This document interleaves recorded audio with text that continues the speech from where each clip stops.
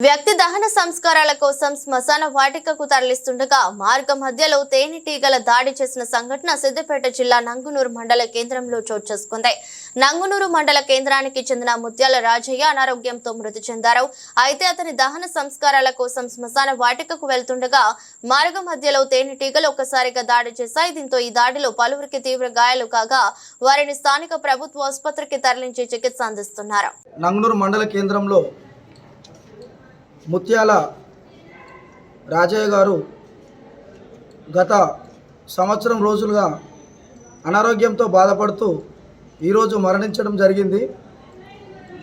అదేవిధంగా దాన సంస్కారం చేస్తున్న సమయంలో కందిరీగలు దాడి చేయడం జరిగింది. మార్గ మధ్యంలో కందిరీగలు దాడి చేయడం జరిగింది. ఈ దాడిలో దాదాపు 20 నుండి 30 మందికి కందిరీగలు కుట్టడం జరిగింది. ఇందులో ఒక 7-8 మందికి మతి స్థిమితం తప్పి కింద పడిపోవడం జరిగింది.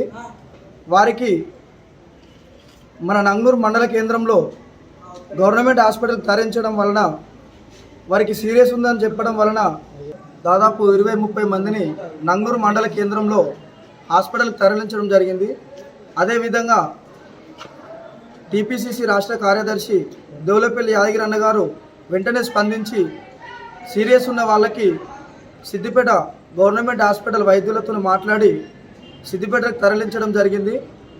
మెరుగైన వైద్యం కోసం వైద్యులతో కూడా యాదగిరి అన్న గారు మాట్లాడడం జరిగింది.